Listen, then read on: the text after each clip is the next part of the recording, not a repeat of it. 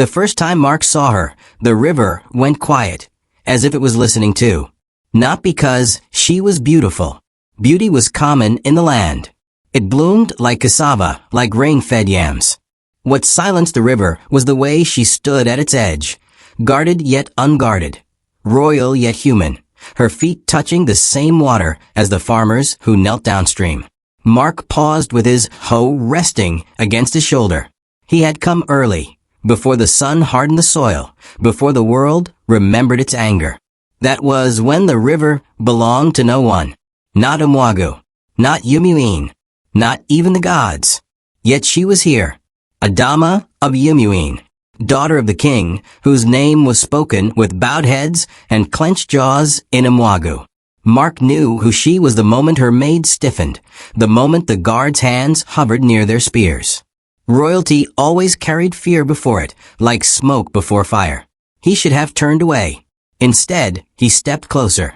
"Good morning," he said, his voice steady, respectful, unafraid. The guards moved. She raised her hand. "Let him speak," Adama said. Her voice surprised him.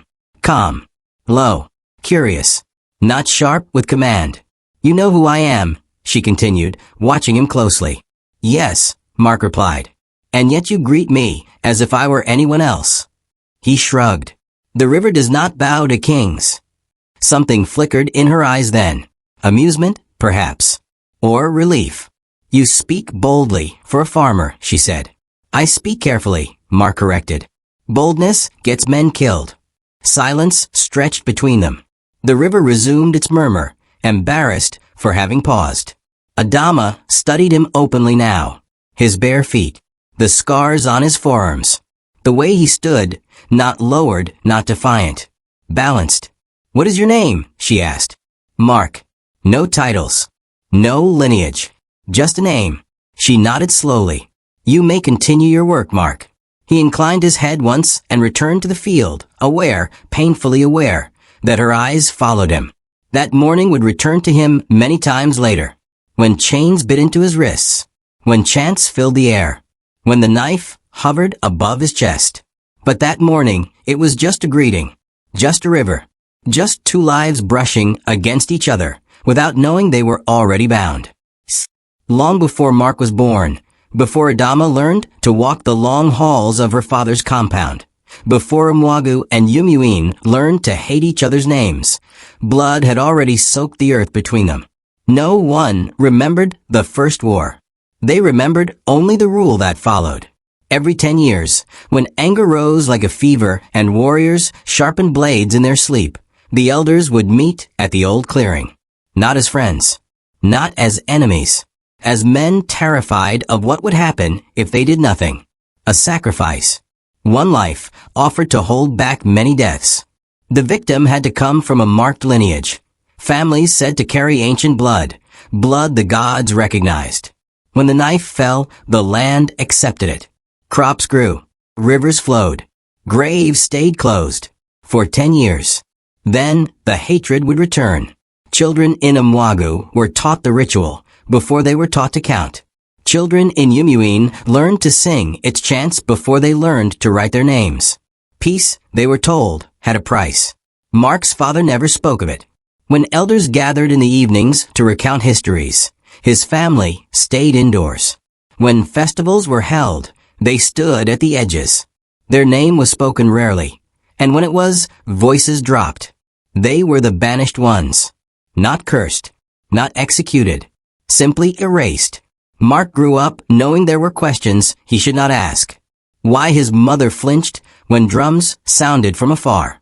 Why his father never attended councils. Why their compound lay just far enough from the village to feel like exile. He learned to work instead. Work filled silence. Work kept ghosts away. Yet some nights, he dreamed of fire that would not light, of gods who turned their faces, of a blade hovering, waiting.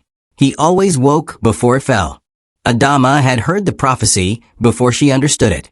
The blood that binds shall end the blood that spills. Her nurse had whispered it like a lullaby, like a warning disguised as comfort. As she grew older, the words followed her, etched into shrine walls, woven into elder songs, muttered whenever her father spoke of alliances. When enemy becomes family, the elders would say, eyes flicking toward her, the knife shall lose its power. Adama learned early what that meant. She was not just a daughter. She was a bridge, a bargaining tool, a future treaty wearing silk and beads. Suitors came, sons of titled men, warriors with polished smiles. Each carried the weight of Yumuin's expectations.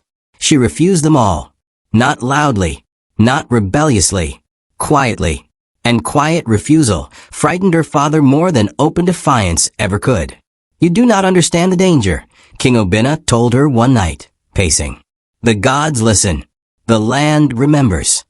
Then perhaps, Adama replied softly, the land is tired of blood. He stopped walking. Do not speak like that. Why, she asked. Because it is forbidden? Or because it is true? His silence answered her. Mark returned to the river again. So did Adama. At first, they spoke of nothing important. Weather, crops, the way the river swelled after rain. But beneath each word ran something unspoken, tightening like a knot. You are not afraid of me, she observed one morning. I am, Mark said, just not in the way you expect. And how do you fear me? He met her gaze. I fear wanting what I should not. Her breath caught. The guards shifted. The river flowed. Neither of them stepped back. And somewhere deep beneath the soil between Umwagu and Yumuin, something ancient stirred, alert, uneasy, listening once more. The river had gone quiet again. And it would not be the last time. The elders of Umwagu said the land had begun to harden too early that season. Seeds split before taking root. Leaves yellowed while rain still fell. Goats refused certain paths, circling wide, as if they sensed something buried and restless beneath the soil. The cycle is turning, the oldest among them muttered. 10 years had almost passed. Hatred, long kept in check by ritual and fear, had started to breathe again. Mark noticed it first in small things. Men sharpened their cutlasses at night, pretending it was for farm work. Conversations stopped when strangers passed. Old insults, buried and forgotten, resurfaced in jokes that cut too close. At home, his father grew quieter. One evening, as Mark washed his hands outside, he heard his mother whisper, "They will remember us." His father did not deny it. "Not yet," he said. "The gods are slow." Mark stepped into the doorway. "What are you talking about?" They both looked at him as if he had spoken from another world. "Nothing," his father said too quickly. "Eat." Mark ate, but the food tasted like ash. That night, his dream changed. The blade no longer hovered. It descended. Adama felt the shift as well. Her father summoned her more often. Councils stretched long into the night. Elders glanced at her, as if measuring her weight against history. "You must be careful," her maid warned as Adama braided her hair. "The season is dangerous." Adama thought of the river, of Mark's voice, come even when speaking of forbidden desire. "He is Umwagu," one elder said during council. Unaware, she stood outside the hall. "She must not be seen near them." "She is the future of Yumuin," another replied. "The gods may test us through her." Adama turned away before they could see her face. That evening, she went to the river alone. Mark was already there. "I was beginning to think you would stop coming," he said. "I was beginning to think you would," she replied. They stood closer than before. Close enough that if anyone saw them, stories would spread like fire. "The elders are restless," Adama said. "My father fears something is coming." Mark nodded. "So do mine." Silence settled, thick with words they could not say. "If this were another world," Adama whispered, "what would you ask of me?" Mark did not hesitate. "I would ask you to stay." Her eyes glistened. "And if staying costs you your life?" "Then," he said quietly, "I would finally know why it was worth something." She reached for his hand before she could stop herself. The moment their fingers touched, the air seemed to tighten. Far away, a shrine cracked. The announcement came 3 days later. The gong sounded in Umwagu at dawn, its voice heavy, final. Men gathered. Women watched from doorways. Children were sent inside. "The time has come," the chief elder declared. The land demands its price. No one cheered. No one protested. They never did. Lineages were summoned. Names were spoken. Bloodlines traced. When they reached the forgotten names, the air shifted. The banished line, an elder said slowly. They still live. Murmurs rippled through the crowd. They should not be counted, someone argued. They were preserved, the chief elder replied. The mark still flows. Messengers were sent. Chains were prepared. Mark was in the field when they came. He recognized the elders by their faces, by the way men avoided their eyes. He did not resist when they told him to kneel. Resistance would only shame his family further. His mother screamed. His father stood still, jaw clenched, eyes burning with something Mark had never seen before. It was always you, his father said softly, not to Mark, but to the world. Mark understood then. The dreams, the silence, the distance. You knew, Mark whispered. His father nodded once. And I prayed the gods would forget. The chains closed around Mark's wrists. In Yumuin, Adama learned the truth from a whispering maid. They have chosen the sacrifice, she said. A man from Umwagu. Adama's heart pounded. Who? The maid hesitated. His name is Mark. The world tilted. Adama ran. She burst into her father's chamber without announcement. You knew, she said breathless. You knew this would happen. King Obina's face was carved from stone. The cycle does not bend for love. This is not love, Adama cried. This is murder dressed as peace. He struck the floor with his staff. Enough. The gods have spoken. Have they? She demanded. Or have we spoken for them for too long? His voice dropped. Do not test fate, my daughter. She met his gaze, unflinching. Fate is already being tested. Mark was kept in a hut near the old clearing. At night, priests chanted. By day, elders debated. You should have been killed years ago, one muttered. Or honored, another replied uneasily. Mark sat alone, chains heavy, thoughts heavier. He saw the river. Adama's eyes. Her hand reaching for his. When footsteps approached, he lifted his head, hoping, foolishly, that it was her. It was his father. I am sorry, the old man said, kneeling despite the guard's protests. I thought exile would save you. Mark swallowed. It did. For what? His father asked bitterly. So I could choose, Mark replied. Not be chosen. Outside, drums began to beat. The cycle had reached its final night. And somewhere between Umwagu and Yumuin, the gods waited, not with hunger, but with judgment. The night before the sacrifice, the land refused sleep. Drums rolled without rhythm, as if the hands that struck them argued with themselves. Fires burned low, sputtering, throwing long shadows that twisted like uneasy spirits. Dogs howled and would not be silenced. Even the moon seemed uncertain, slipping in and out of cloud. Mark sat upright in the hut, chains loose now, not out of mercy, but ritual. A man bound too tightly could not bleed correctly. He tested the weight of his breath. He was afraid. He did not pretend otherwise. Fear sat in his chest like a stone. But beneath it, deeper, steadier, was something else. Resolve. If his life was the last lie the land demanded, then it would hear his truth before it ended. Footsteps approached again. This time, they were light. The guards outside argued in hushed tones. A familiar voice cut through them, calm, sharp, royal. I will see him. Silence followed. Then, the door creaked open. Adama stepped inside. For a moment, they only stared at each other, as if unsure the other was real. The torchlight caught her face, tear-streaked but unbroken. She wore no jewelry, no crown, only a simple wrapper, like any woman who had come to mourn. Mark, she breathed. He stood so quickly the chains rattled. You should not be here. I know. If they find you. We know, she said. They just no longer know what to do. She crossed the space between them and took his hands, chains and all. I tried, she whispered. I begged my father. I threatened him. I invoked the prophecy. Mark frowned. You know it. Every child of Yumuin does, she said bitterly. We were taught to fear it, not to believe it. He searched her face. Then why are you here? Her voice shook, but her eyes did not. Because if the gods will not hear prayers spoken in fear, then they must hear vows spoken in truth. She leaned her forehead against his. If they take you tomorrow, she said, they will take me with you. If not in body, then in spirit.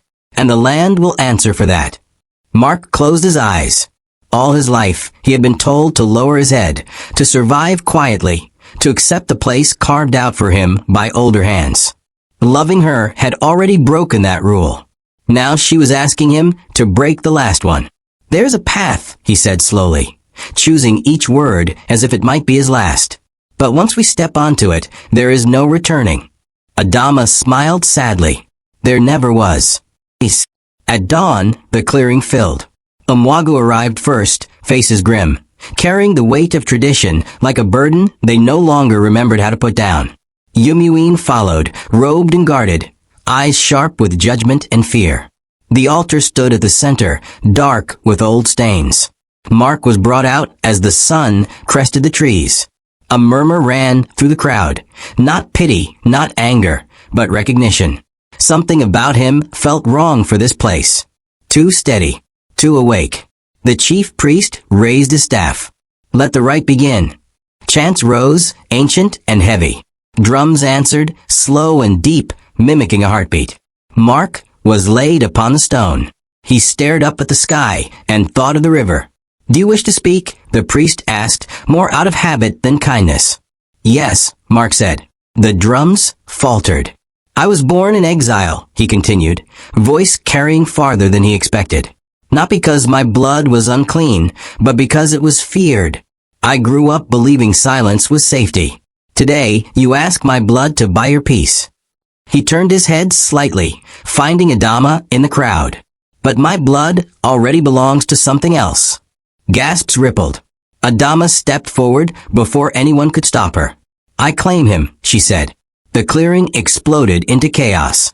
Princess, take her back. This is madness. King Obinna surged to his feet. Adama, stop.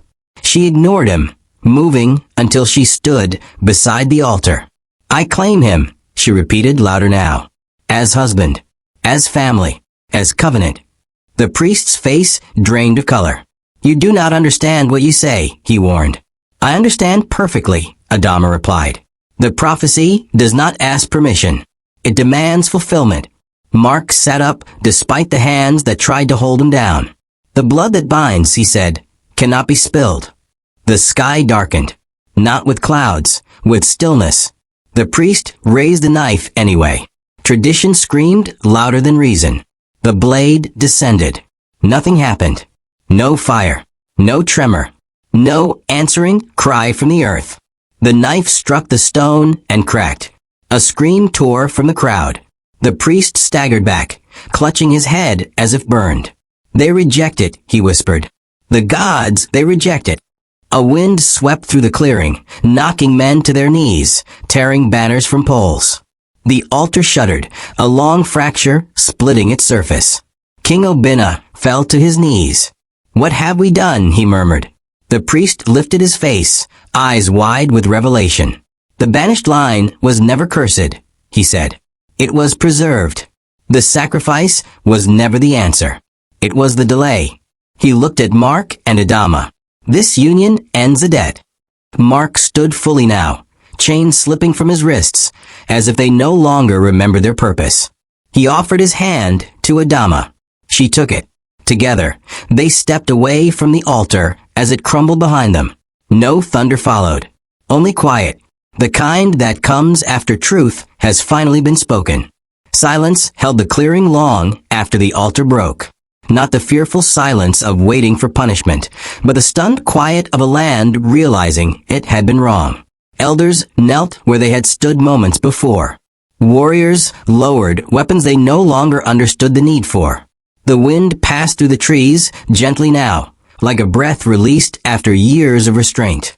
Mark felt it in his chest first. The weight, the pressure, the unseen hand that had followed his blood since birth, gone.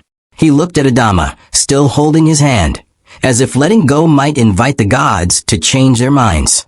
They are listening, she whispered. No, Mark replied softly. They have finished listening. King Obinna rose slowly, his authority stripped bare by awe. All these years, he said hoarsely, we called obedience faith. We called fear wisdom. He faced the elders of both Omwagu and Yumuin. We were wrong. No one challenged him. The chief elder of Omwagu stepped forward, his back bent not by age, but by shame. The banished family was cast out to protect us, he said, voice trembling. But fate used our cruelty as shelter. He turned to Mark's father, who stood at the edge of the crowd, tears cutting clean lines through dust on his face. Forgive us. The old man did not answer at once. When he did, his voice was steady. Forgiveness is not given by mouths that did not suffer. He looked at his son. Mark met his gaze and nodded once.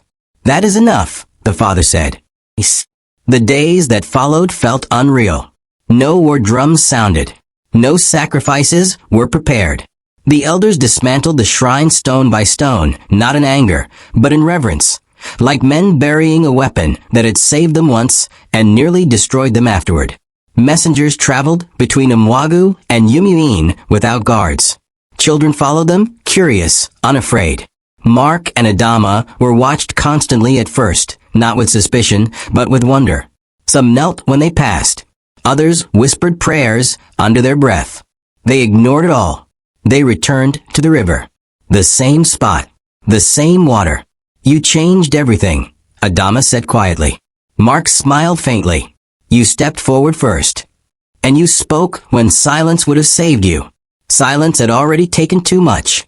She traced the scar where the chains had bitten his wrist. I dreamed of this place last night, she said. The river. Us. But in the dream, I could not remember why it mattered. Mark looked at the water, then back at her. Because this is where we chose each other before the land demanded it. Her eyes softened. Then let us keep choosing. The marriage was announced without spectacle. No feasting drums. No grand procession. Just elders from both communities, standing together beneath the open sky. The vows were simple. I will not raise my hand against your people, Adama said. I will not teach my children to hate your name, Mark replied. The priest, no longer chief, no longer fearful, sealed it with water from the river, not blood from a blade. When they were pronounced bound, the land answered, not with thunder, but with growth. That season, crops rose thick and fast. The river stayed within its banks. Graves remained closed. Stories began to change. Children were told of the time the knife broke, of the day the gods chose family over fear, of the lovers who did not run, but stood still until the world bent around them. Years later, Mark would walk the riverbank with his son on his shoulders and his daughter holding Adama's hand. Was it true, the boy would ask. Did people really believe peace needed blood? Mark would pause, watching children from both Omwagu and Yumuin splash together in the shallows. Yes, he would say. But they learned. And the river would flow on, unguarded, unafraid, carrying the story forward, long after the altar had turned to dust. Years did not pass quietly at first. Peace never does. It arrives awkwardly, like a guest long expected, but poorly prepared for. Old men woke at night reaching for weapons that were no longer needed. Women still hushed children when they wandered too close to old borders that no longer mattered. Stories hesitated, unsure which lessons were still allowed to be taught. Mark felt it most in the way people watched him. Not with suspicion, with expectation, as though his blood still carried a duty it had already fulfilled. One evening, he voiced it aloud. They are waiting for something else, he said, sitting beside Adama at the river's edge. The water caught the last light of day, copper and gold. Another sign. Another sacrifice. Another proof. Adama leaned into him, her head resting against his shoulder. Because fear does not die when the blade breaks. It learns new shapes. Mark exhaled. Then we must give them something better to hold on to. She looked up at him. What? Time, he said. And children. She smiled, not softly but fiercely. Then let us not waste either. The first child was born during the planting season. When Adama cried out in labor, the land answered. Rain fell, gentle, deliberate. Not the violent storms of old years, but steady drops that soaked deep into waiting soil. Women from Mwagu and Yumuin crowded the compound, arguing over who would heat water, who would hold her hand, who would pray aloud. When the child's cry finally split the air, it did not sound fragile. It sounded certain. Mark held his son and felt something inside him finally loosen. He has your eyes, Adama whispered. And your defiance, Mark replied. They named him Ifechukwu, what the gods have done. The elders approved quietly. The gods, louder still. Not everyone accepted the change. A small group of men gathered one night near the ruins of the old altar, whispering of forgotten power, of traditions abandoned too quickly. The gods will return to collect their debt, one said. They always do. Mark went to them himself. No guards. No weapons. Just words. You are right, he told them. The gods return. They leaned forward, hungry. But not to collect blood, he continued. To measure what we built in its place. He gestured toward the distant lights of homes where children slept without fear. If you believe peace is weaker than violence, he said calmly, then test it. But know this, the land has already chosen. They did not meet again. Time settled. Adama became more than a queen. She walked among farmers. She sat with widows from both communities. She listened. Mark returned to the soil, not as a symbol, but as a man who loved the land because it had nearly taken everything from him. They argued sometimes. About borders that still confuse people. About festivals that needed new meaning. About how much of the old stories to keep. But they never argued about each other. Love, once earned through fire, did not frighten easily. On the 10th year, the year that once demanded blood, nothing happened. No drums. No councils. The day passed like any other. And when night fell without incident, the last believers in the old cycle finally let go. Children born after that year would hear of sacrifice as myth, not instruction. In old age, Mark returned to the river alone. His hair was white now, his hands slow. The river greeted him the same way it always had, without judgment. He sat where it all began. He remembered the girl who had stood here, unguarded in her courage. The man he had been, silent, unseen, waiting for fate to name him. The river flowed on. Behind him, laughter approached. Grandchildren, barefoot, unafraid. Mark smiled. The prophecy had been fulfilled long ago, but its echo lived on, not in words carved in stone, but in lives that no longer needed them. And beneath the running water, beneath the healed land, the gods rested at last, satisfied not by blood spilled, but by blood finally allowed to bind.